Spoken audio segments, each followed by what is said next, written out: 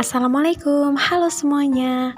Di video ini kita akan membahas materi tentang lingkungan kelas. Oke, sebelum kita mengenal lingkungan kelas itu apa, alangkah baiknya kita harus mengetahui yang dimaksud lingkungan itu apa sih?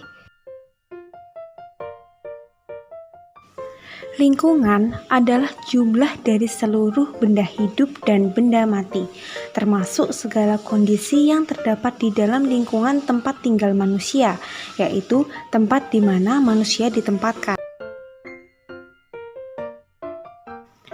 Sedangkan kelas adalah suatu tempat kelompok orang yang sedang melakukan kegiatan belajar bersama, yang mendapatkan pengajaran dari guru.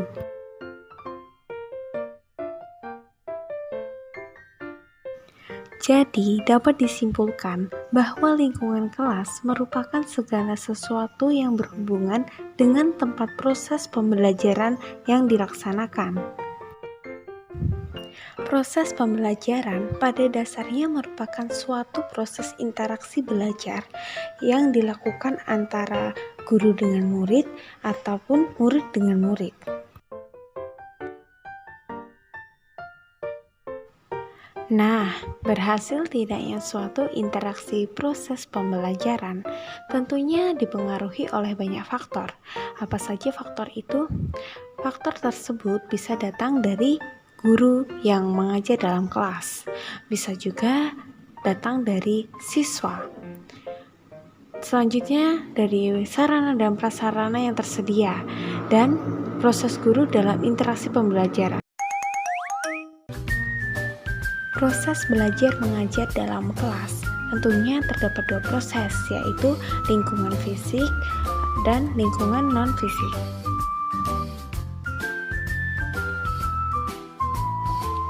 Proses belajar mengajar dapat berjalan optimal jika semua faktor proses belajar mengajar dapat berjalan dengan baik. Lingkungan kelas yang nyaman juga memudahkan peserta didik menjadi konsentrasi. Maka, lingkungan kelas berpengaruh pada hasil akademik siswa. Lingkungan kelas akan terhubung dengan proses belajar mengajar, baik itu lingkungan fisik atau non-fisik. Lingkungan fisik kelas adalah lingkungan yang memberi peluang gerak dan segala aspek yang berhubungan dengan upaya penyegaran pikiran bagi siswa setelah mengikuti pembelajaran yang sangat membosankan.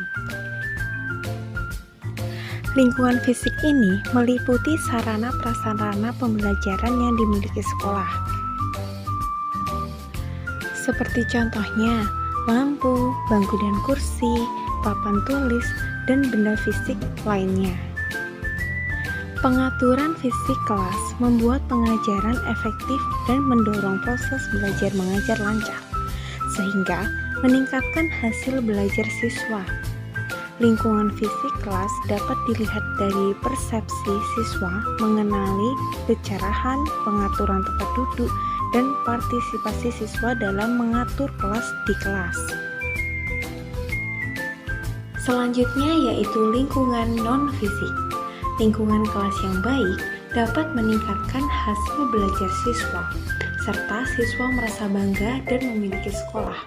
Lingkungan kelas dapat dibentuk dari situasi yang diukur dengan berbagai skala, seperti kekompakan, kesulitan, dan juga demokrasi. Pengelolaan lingkungan kelas tentunya juga memiliki tujuan. Tujuan dari lingkungan kelas yaitu yang pertama yaitu mewujudkan situasi dan kondisi lingkungan kelas, baik sebagai lingkungan belajar maupun sebagai kelompok belajar yang memungkinkan siswa untuk mengembangkan kemampuan semaksimal mungkin.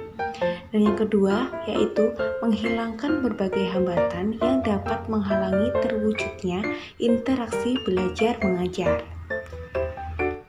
Selanjutnya yang ketiga, menyediakan dan mengatur fasilitas serta peralatan belajar yang mendukung dan memungkinkan siswa belajar sesuai dengan lingkungan sosial, emosional, dan intelektual siswa dalam kelas. Dan yang keempat yaitu membina perilaku siswa sesuai dengan latar belakang sosial, ekonomi, budaya, dan keindividualannya.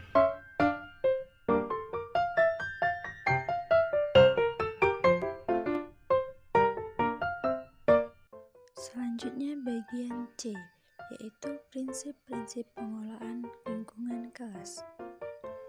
Prinsip-prinsip pengelolaan lingkungan kelas secara umum meliputi yang pertama, refleksian selera anak.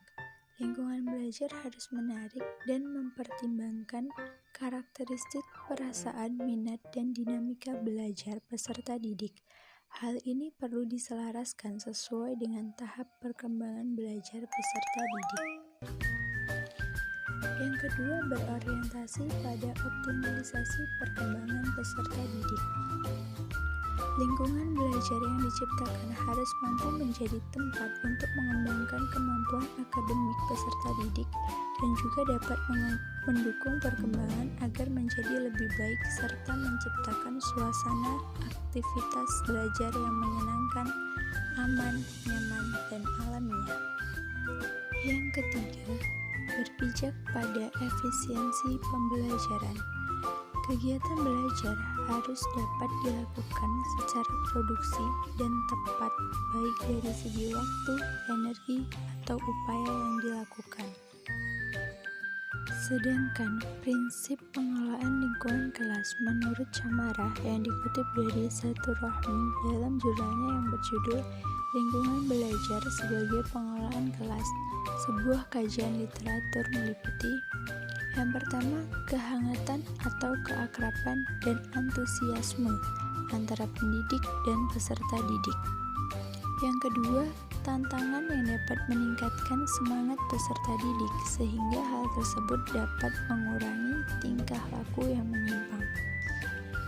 Yang ketiga, penggunaan media atau alat yang bervariasi untuk meningkatkan perhatian peserta didik dan mengurangi kejelasan. Selanjutnya yang keempat, keluasan pendidik dalam pengajaran dapat mencegah munculnya berbagai gangguan seperti keributan dan kurangnya perhatian. Yang kelima, penekanan pada hal-hal positif untuk menghindari perhatian pada hal-hal negatif. Selanjutnya yang keenam, menanamkan disiplin diri agar dapat menjadi contoh perilaku. Mengembangkan kedisiplinan dalam diri peserta didik dan juga guru hendaknya menjadi teladan, mengendalikan diri, dan pelaksanaan tanggung jawab.